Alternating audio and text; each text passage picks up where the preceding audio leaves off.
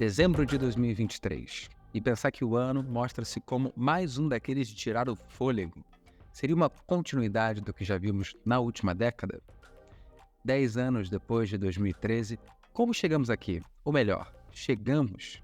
A partir da maior crise política, social e econômica da história, qual é o papel do Brasil frente ao mundo? E como entendê-lo sob a ótica do momento atual? Se a história e a experiência são um carro com faróis ligados para trás, vamos mais longe, 2003. Afinal, voltamos a ter Luiz Inácio Lula da Silva pela terceira vez como presidente. É momento de fiar nossas expectativas ou cedo demais para fazer a aposta após o primeiro ano? Para iluminar os pensamentos, eu recebo Criomar de Souza, fundador do Dharma Politics, conselheiro da Brasil Foundation e professor no Dom Cabral, além de ser colunista na Headline Brasil.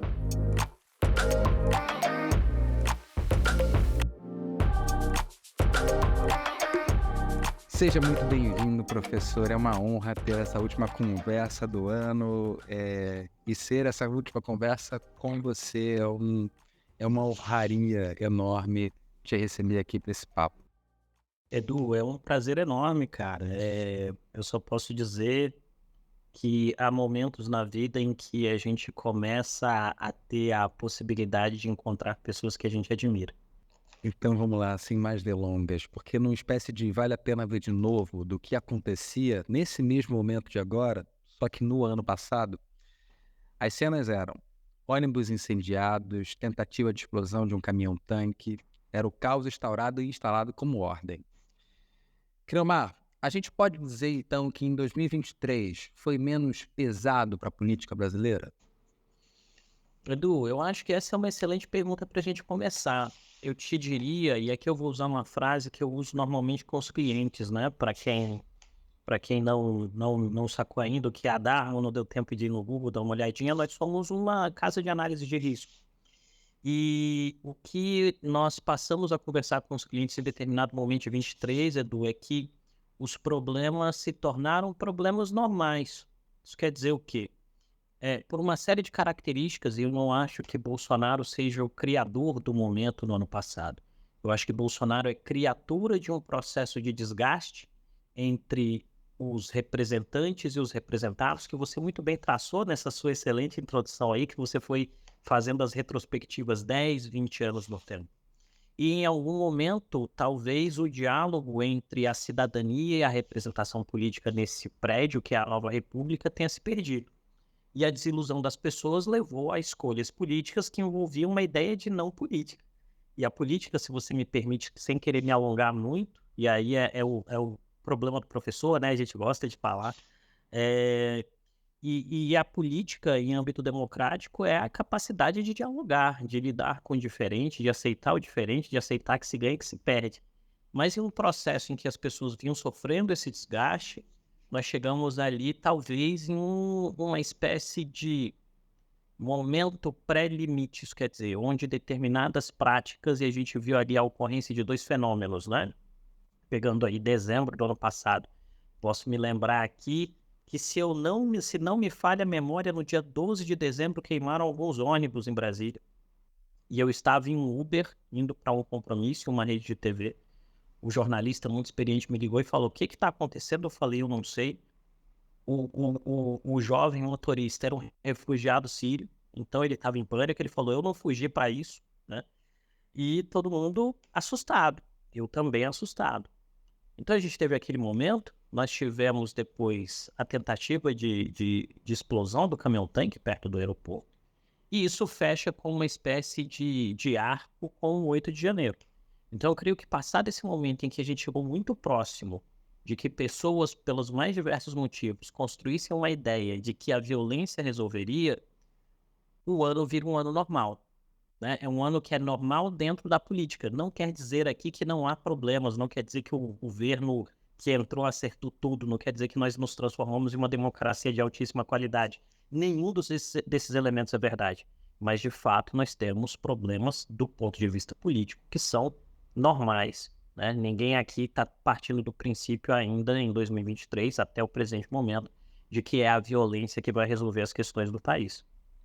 É interessante você trazer a palavra violência, porque justamente isso, nessa construção do que se dá em todo mês de dezembro e o início do ano, sobretudo marcado, né? Teve 2 momentos, né? Tanto o 1º de janeiro quanto o 8 de janeiro em si.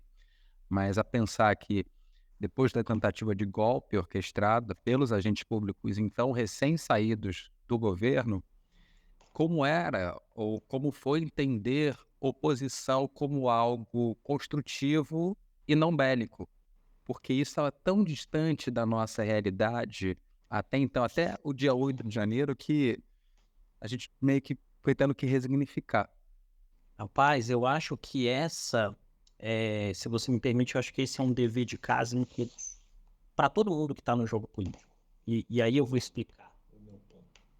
Eu creio que violência traumatiza, né? Eu venho de uma infância na periferia de Brasília em que eu vi violência, tive violência dentro de casa, tive violência na rua, depois sofri atos de violência da vida adulta e a violência traumatiza. Eu tenho a sorte de poder fazer terapia e isso ser remodelado na minha cabeça.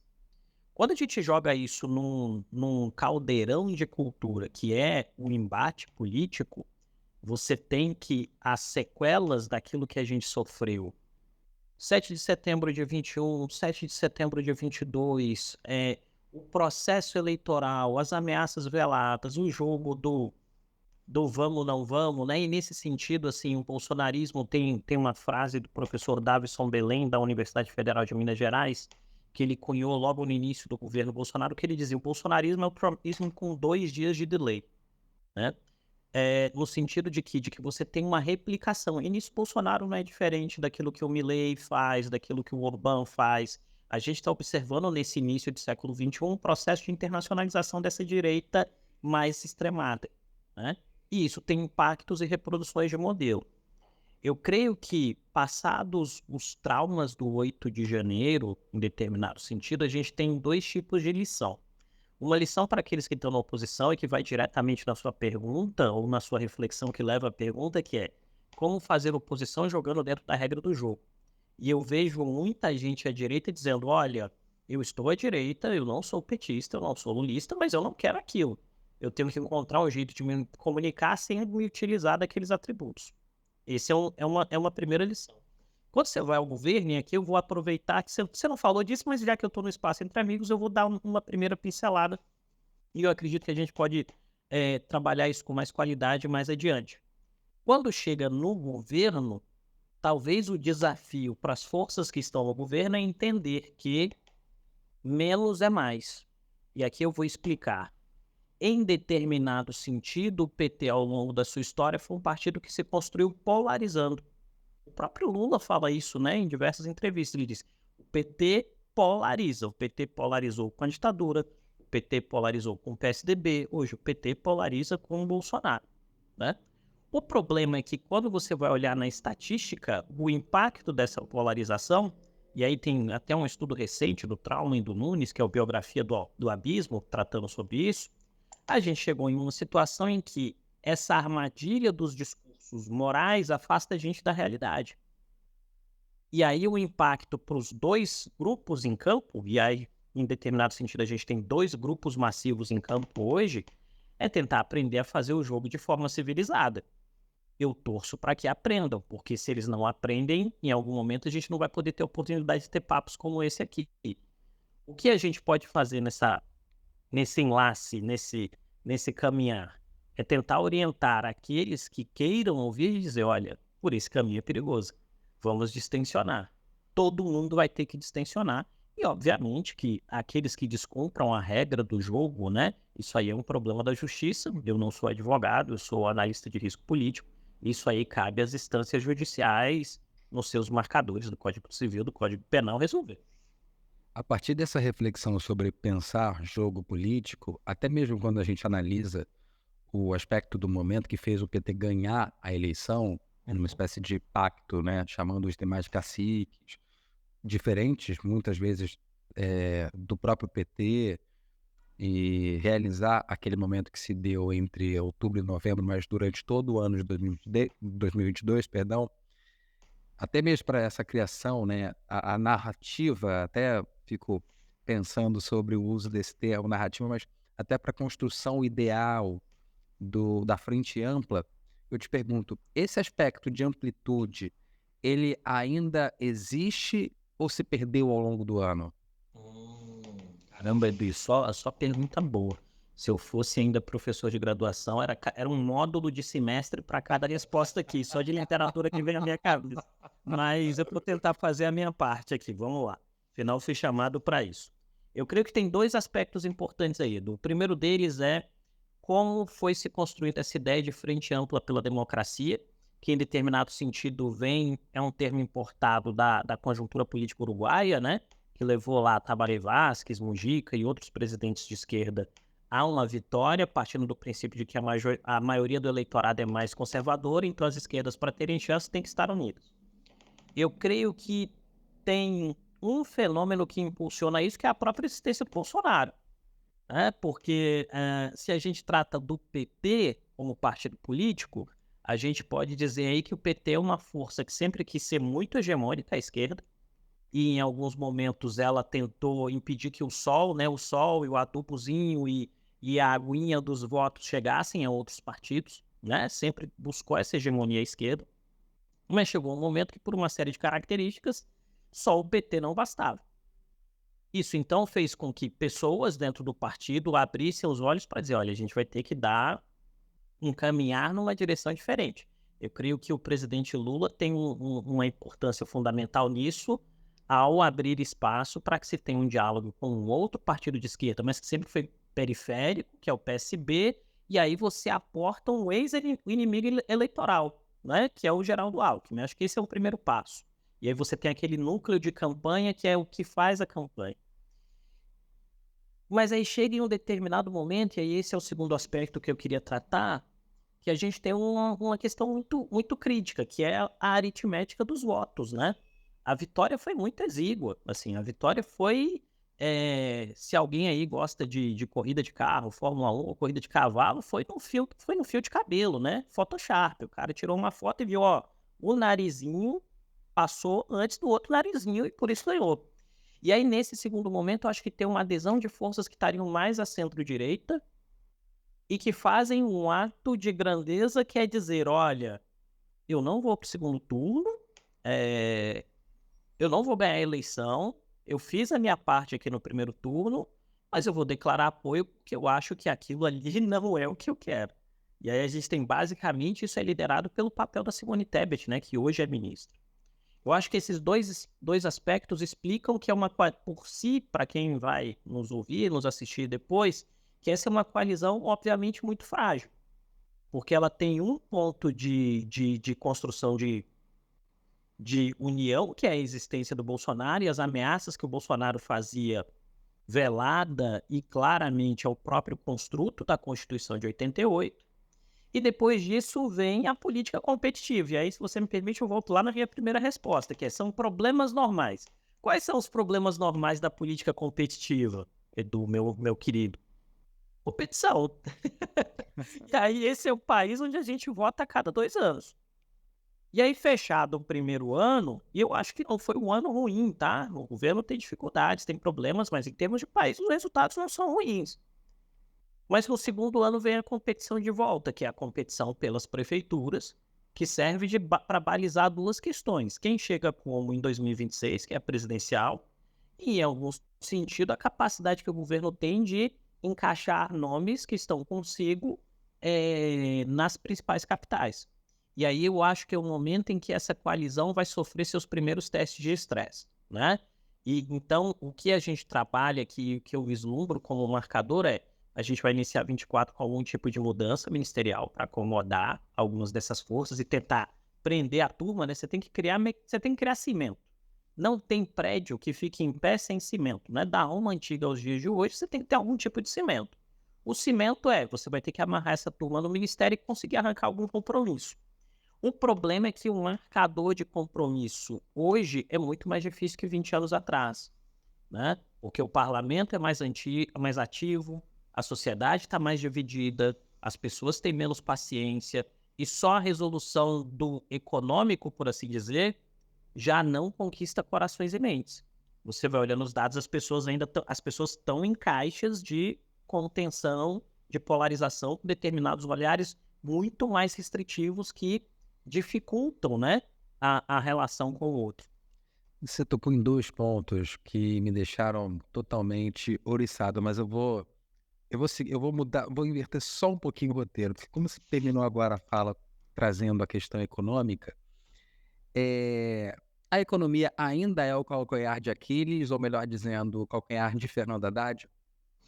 Olha, eu creio que falando de economia, eu creio que tem várias coisas interessantes.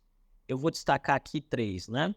A primeira delas, que é a macro, o presidente Lula me parece que fez uma escolha, do ponto de vista prático, de 2 grandes agendas nesse primeiro ano. Uma que envolvia uma retomada de uma determinada imagem internacional do país, e aí isso ele fez por ele mesmo, ele, né, viajando, rodando, conversando com as pessoas. E a segunda que era de vamos avançar uma pauta econômica, né, uma pauta econômica para pacificar a relação entre o governo e o mercado, que é o que ele sempre fez muito bem, porque ele sabe que no fim do dia, forças importantes da economia torcem o nariz sempre que vê o Partido dos Trabalhadores. Acho que essa é a primeira coisa. A segunda coisa daí derivada é ele escolhe alguém que ele compreende como tendo uma boa capacidade de interlocução com esses atores. Isso quer dizer, é alguém que consegue falar a mesma língua. Isso quer dizer, o Haddad consegue entrar numa sala e conversar com, sei lá, o topo da cadeia produtiva do PIB nacional, entender o que essas pessoas demandam, querem, os olhares dele, e ele faz um exercício de entrega para dentro das fileiras do partido e de diálogo com a militância. Essa é a segunda coisa. E a terceira é a novidade. Isso quer dizer, esse governo até aqui não é marcado por um alto nível de inovação. Ele tem uma inovação, que é, pela primeira vez, um governo do PT, e nós já tivemos 2 com o presidente Lula e 2 com a ex-presidente Dilma, é a primeira vez que um governo do PT constrói a própria regra fiscal. E aqui eu não vou entrar no mérito se a militância gosta ou não da regra fiscal, ou se a militância acha que o Haddad é um tucano disfarçado de petista ou algo do gênero, porque não é a minha função. Agora, o que a gente consegue ver de maneira muito clara é que o governo, sob a liderança do Haddad, tem um receituário claro. Eu preciso diminuir as resistências para conseguir fazer uma outra agenda em algum momento. E aí vem uma pergunta que é sempre muito interessante. O dinheiro dá em árvore? Não. O dinheiro não dá em árvore, né? Então, para que você consiga resolver dilemas, como, por exemplo, dilemas que preocupam o presidente Lula, né? Eu tenho um grande amigo que ele conhece o presidente Lula da época em que ele trabalhava em empresa automobilística. E ele acompanha a trajetória e ele fala, olha, eu percebo que o Lula tem essa preocupação com o social. É um fato. Então, o Lula está preocupado com esse componente social. E ele resolve uma parte do problema. Só que para que as pessoas mais pobres tenham a capacidade de consumo, que é onde se manifesta essa preocupação do presidente, não pode ter inflação. E o Estado tem que funcionar minimamente no que diz respeito ao controle das suas contas. O equilíbrio do Haddad, que me parece um equilíbrio muito difícil para 2024, é entregar 2 tipos de recado diferentes. Um recado para o mercado, que é de que o governo tem controle dos seus próprios gastos, e um recado para o presidente Lula no sentido de que não vai faltar dinheiro para fazer as agendas que o presidente queira fazer. O desafio disso está manifesto na regra fiscal e na ideia de déficit zero no orçamento em 24. Vai funcionar? Edu, essa é a pergunta de $1 milhão que eu queria ter a clareza de te dizer aqui, porque ela me resolveria muitos problemas. O que nós temos hoje de maneira clara é que o Haddad conseguiu vencer a maioria absoluta das batalhas que ele se propôs nesse ano, no sentido de aumentar a arrecadação. Porque, como esse é um governo que não quer diminuir gasto, a ideia é aumentar a arrecadação para conseguir bancar programa social e estimular crescimento via consumo. Há problemas no caminho? Por exemplo, o Desenrola não funcionou, né? Vai funcionar? Não sei. Há problemas no caminho no que diz respeito à consolidação do orçamento em 24? Né? A bandagem do orçamento vai ser o suficiente para dizer no fim do ano, o déficit está zerado, mas dentro da banda aqui, por causa da regra do arcabouço fiscal e cai no tecnicismo?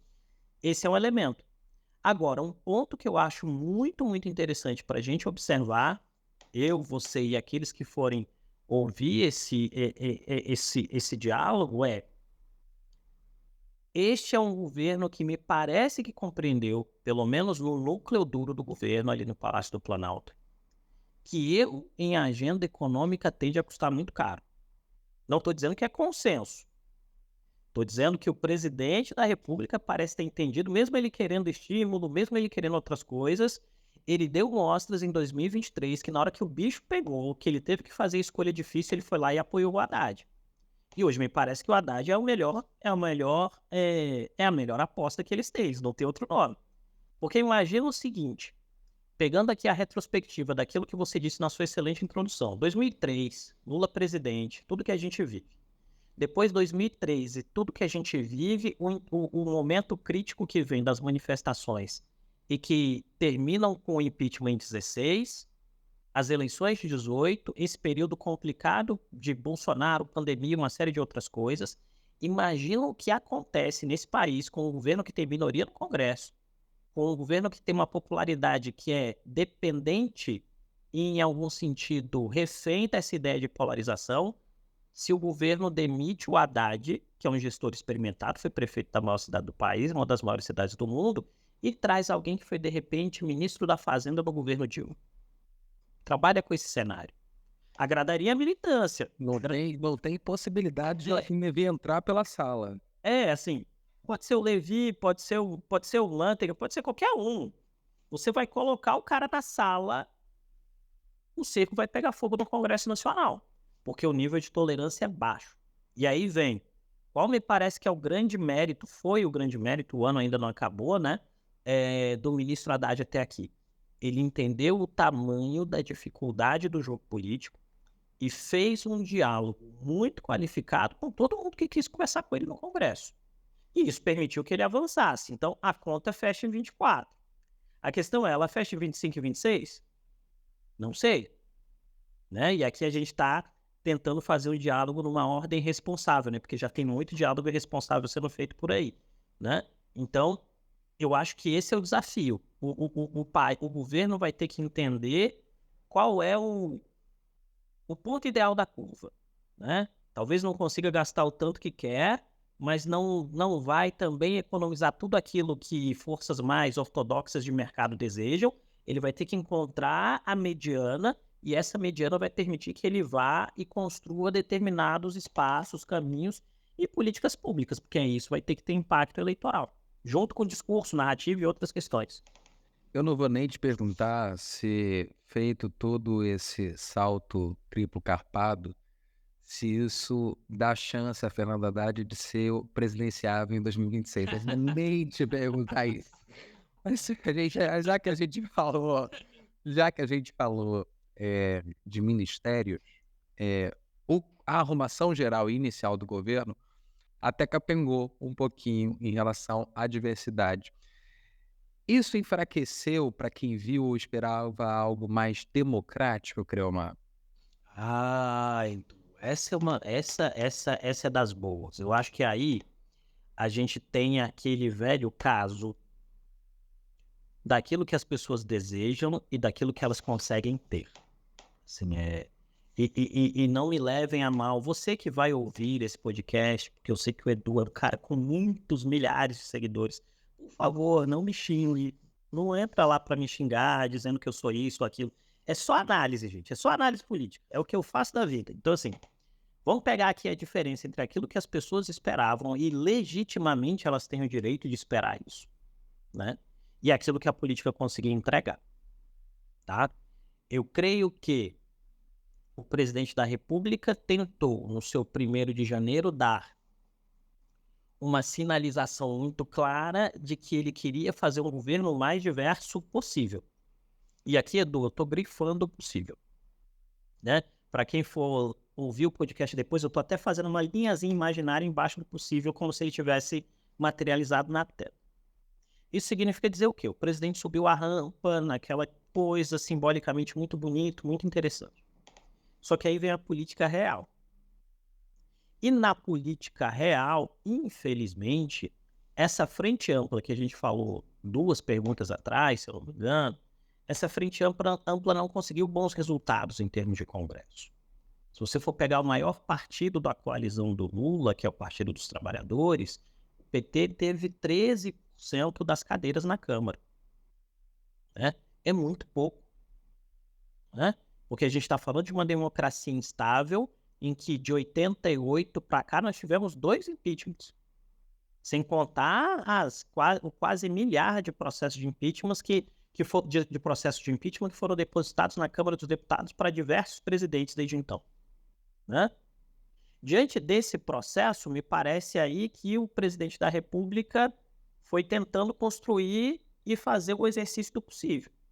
E aí tem uma outra camada que eu acho bem interessante, que é, talvez a gente tenha, uma hipótese interessante, seja trabalhar com o fato de que haja um descompasso entre a capacidade que o presidente tem de ver o cenário e o nível de assessoramento diretamente ao lado dele. Mais ou menos imagina o seguinte, você já assistiu um jogo do Messi nos Estados Unidos? Lá, jogando no Inter Miami? Já. É bem interessante, né? Quando o Messi pega a bola. Quando a bola não tá com o Messi, qual é a expressão que você usaria para significar? Em termos de experiência e entretenimento? Rapaz, um pouco esperando o que pode acontecer. E normalmente não acontece nada, né? Não acontece Ou nada. acontece uma coisa que você fala assim, né? Joga a bola pro homem. Edu, troca Messi por Lula. Troca os outros 10 caras por aconselhamento. Em algum sentido, a gente tem que lembrar o seguinte, Lula volta à presidência depois de 20 anos, mas quem vem com ele não é a mesma turma que construiu a sua trajetória política, que é o que eu estou querendo dizer aqui. Em 2003, o Lula estava com os companheiros lá da época de fundação do PT, de grandes greves, era a turma que ele olhava, o cara falava um negócio e ele dizia, você tem razão, porque ele estava lidando entre iguais. Hoje, Lula é uma espécie de patriarca do ponto de vista psicológico quando ele vai conversar com seus conselheiros. E isso faz com que, para quem está de dentro, você tenha uma lógica que é escuto, mas não ouço, e para quem está de fora, os adversários políticos falam, eu não quero conversar com você, eu quero conversar com o Lula, eu sei que você não decide. Isso vai, em determinado sentido, restringindo a margem de manobra. Então, me parece aqui que o que nós vimos nesse primeiro ano foi uma militância que subiu as expectativas legitimamente, e eu acho que a militância tem o direito e a obrigação, né, como militância, de dizer que quer um juiz X, de dizer que quer um desembargador Y, de dizer que quer o apontamento do ministro de tal forma. É a função da militância. Agora, existem as condições para isso? Me parece que do ponto de vista de tomada de decisão, a avaliação do presidente foi não. E aí a gente está vendo um movimento que é, em termos de tendência, que a gente prognosticou lá no início do ano, que era, muito provavelmente, naqueles cargos que dão mais visibilidade e, consequentemente, mais poder, você vai ter uma tendência de acomodação. E aí o presidente vai tentar fazer compensações em outros lugares. Isso no judiciário é bem nítido. Você tem lá no STF esse modelo, né? Se você quiser falar de diversidade, o Flávio Dino é um pardo, né? Se a gente for usar o critério do IBGE, mas o Zanin é um homem branco, né? E quando você desce para os outros ministérios, para as outras cortes, eu sei que os juízes não gostam dessa ideia de hierarquização entre as cortes, mas falando de um ponto de vista político é isso mesmo, né? Ele vai tentando pensar, colocando mais mulheres pretas, homens pretos em determinadas condições. Eu acho que a grande questão desse primeiro ano é uma espécie de choque entre aquilo que se desejava e se esperava, né, e aquilo que a política traz como realidade. Talvez a lição, se eu fosse aí um consultor desses grupos, eu diria, talvez a lição seja como conseguir construir um melhor dever de casa, no sentido de melhorar os números de representação, de organização partidária, de acesso ao fundo partidário e de cadeiras no Congresso. Porque sem cadeira no Congresso não se faz nada em 2023. É interessante te ouvir falando sobre isso, porque a analogia que eu tenho mais resumida do que você fez na explanação, talvez seja, né? Era muito mais fácil em 2003 o Lula ter, junto aos pares, um pensamento muito conciso porque foram pessoas que formaram esse pensamento, do que agora, porque são pessoas que minimamente não dialogam o mesmo pensamento ou não estiveram com ele nessa formação. E você vê novos atores ali, né? Sim. Mesmo atores que já estão, eu costumo brincar, são velha guarda, mesmo esses atores não têm tanta ou mais proeminência do que tinha há 20 anos. Então Sim. você já tem um choque. Você tem o choque geracional, você tem o choque partidário, então isso tudo acaba, deixando o panorama ainda mais diferente e até posso dizer, não sei se o difícil seria o adjetivo, mas, o jogo, por vezes, ele não se dá tão mais facilmente só com a presença de Luiz Inácio Lula da O Silva. jogo é mais complexo, né, É Edu? mais E complexo. e e se você me permitir usar uma expressão, aí como eu estou te pedindo, não é plágio, eu acho que a questão é concisão, né. É assim, faltam em determinado sentido, eu gosto sempre de trabalhar a direita e a esquerda no plural, nunca no singular, né. Eu acho que falta um exercício de concisão às esquerdas e de pragmatismo, no sentido de dizer: "Beleza, a gente vai ter que entregar alguma coisa e a gente tem que alcançar alguma coisa. O que que a gente vai alcançar?", né. A gente vai ter que sentar na mesa e definir o que a gente consegue alcançar, né.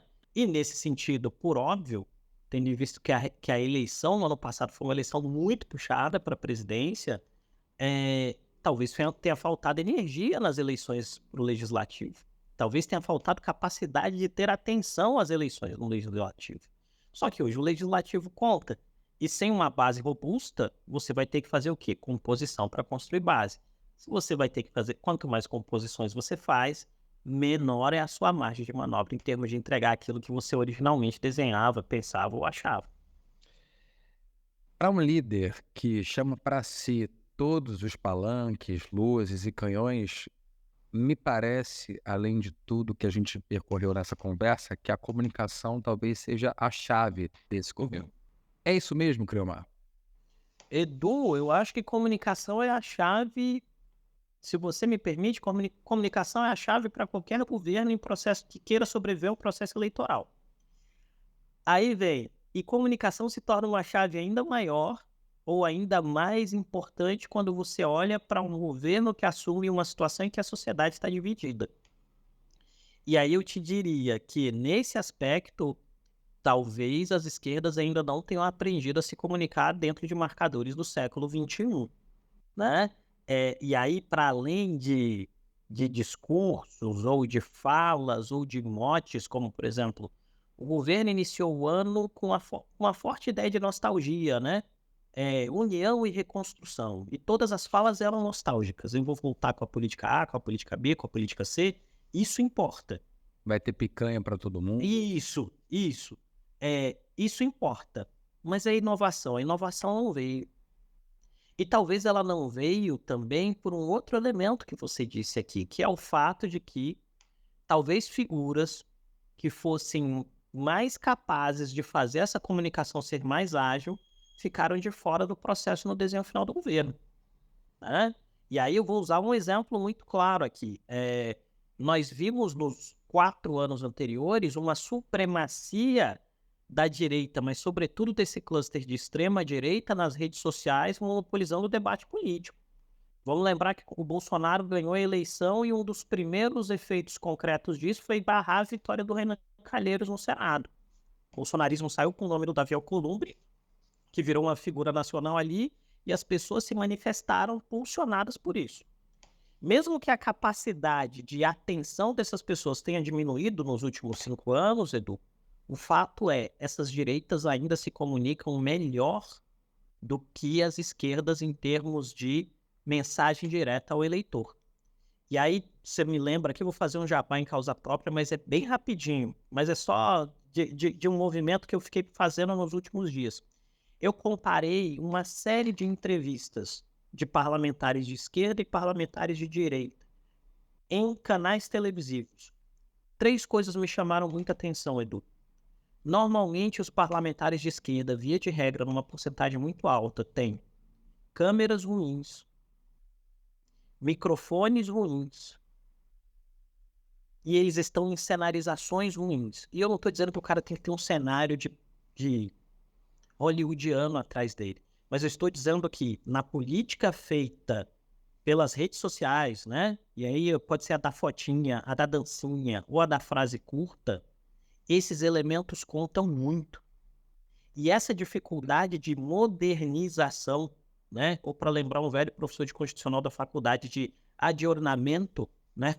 Da prática de comunicação, cobra um preço. E isso está cobrando um preço desse governo. Esse governo teve vitórias bastante expressivas, como, por exemplo, a reforma tributária, ou a reconstrução, ou a recolocação nos trilhos de programas como o Minha Casa Minha Vida, ou o Bolsa Família, ou os avanços em cobertura vacinal, e ninguém sabe. Ninguém sabe. Eu sei porque eu trabalho com dado todo dia. Esse é o meu ganha-pão. E pode até ter assustado a reunião desses resultados agora na última fala do presidente em cadeia Isso, nacional na noite de Natal, isso.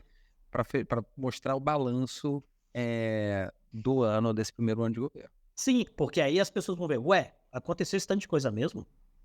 E aí vamos lembrar de uma coisa importante, Edu. Para reconciliar o país, e assim, eu não tenho plano B, né? Meu plano é viver no Brasil, ter a minha família no Brasil, assim. Eu quero que o país seja reconciliado e viva sob uma ordem democrática estável, boa, em que as pessoas melhorem de vida. Porque só a democracia permitiu que eu rompesse a pobreza e chegasse onde estou hoje. Para que isso seja feito, é preciso construir lógicas de comunicação que não falem só com quem você já conquistou. E me parece que até o presente momento, o governo tem sido eficaz em conversar com as pessoas que votariam nele em qualquer circunstância, mas não tem conseguido atravessar a rua. Comunicação é uma questão de sensibilidade. Você é um comunicador muito bem sucedido, você tem uma trajetória muito legal. Você sabe que tem isso, né? Sensibilidade.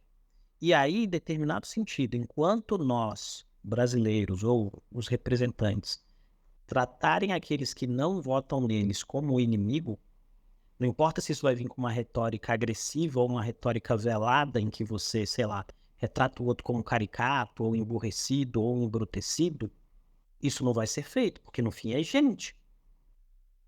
É gente como eu e você, gente que chora, gente que sofre, gente que tem dificuldades, que está lutando para sobreviver todos os dias. E nesse turbilhão de excesso de informação que a gente vive, cabe à liderança assumir o ônus de, olha, a gente vai ter que fazer concessões, a gente vai ter que dialogar, a gente não pode ignorar determinados pedaços da sociedade.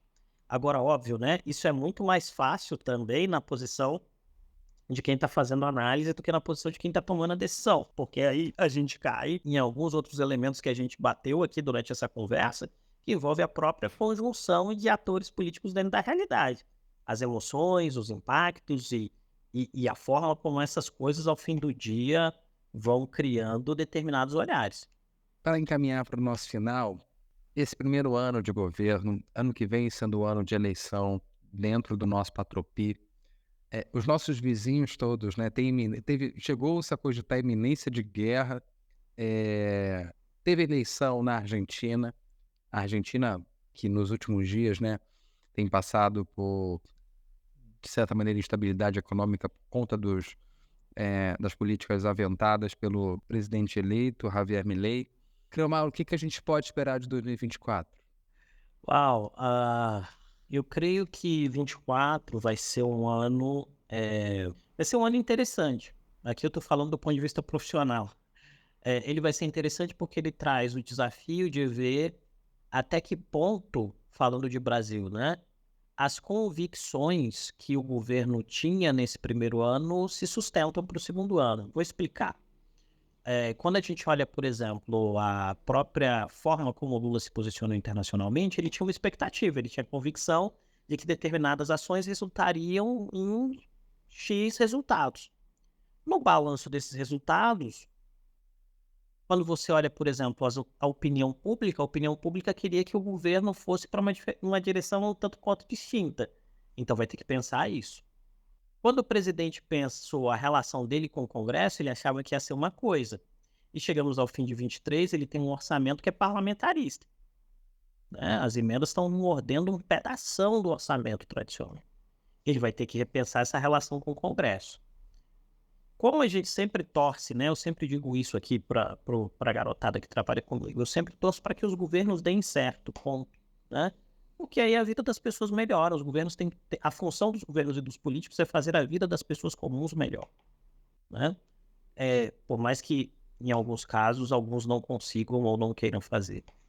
Mas eu creio que a gente vai começar o ano, Edu, sobre o espectro daquilo que o governo vai forçar a mão em termos de convicção e daquilo que o governo vai entender que precisa, em algum sentido, realinhar, né? E esse realinhamento deve dar aí uma tendência para o primeiro semestre, porque eu acho que o governo não vai, se depender do Congresso, não vai ter muito resultado no segundo semestre por causa das eleições municipais. Então o país vai fervilhar um pouquinho e a gente vai ter a percepção do tamanho de algumas forças políticas, né? Eu diria, por exemplo, a gente vai ver o tamanho político do bolsonarismo nessas eleições municipais, a capacidade de influência do ex-presidente Bolsonaro. A gente vai ver o tamanho político do Lula sendo provado mais uma vez nas municipais. E a gente vai ver o quanto que essas esquerdas ou essa frente ampla consegue ser unificada até as eleições para prefeito e vereadores agora. Acho que vai ser um ano desafiador. O que não foi um desafio conversar e te ouvir. Eu te agradeço demais por essa análise da política, da cena brasileira, tanto na esfera política, não tem como dissociar da esfera jurídica. Eu te agradeço, é uma honra poder conversar com você, aprender com você através tanto daquilo que você compartilha, seja através de vídeos ou mesmo na coluna, através do Instituto, enfim, uma carreira disposta ao outro, sempre a pensar e ajudar, contribuir para o pensamento intelectual do país. Muitíssimo obrigado, Creomar. Eu não posso deixar de agradecer a você, nosso ouvinte, que fez a sua jornada de temas e conversas junto de mim. Também um agradecimento especial a todos os convidados que passaram por aqui. Mas eu não estive sozinho. O design de Pode Entrar foi feito por Thaís Oliveira. Esse podcast foi editado bravamente por Daniel Xavier e produzido pela Midiosfera, onde você também encontra no YouTube todos os episódios dessa temporada de retorno. Eu vou ficando por aqui. O meu desejo é que a gente se encontre ainda mais em 2024.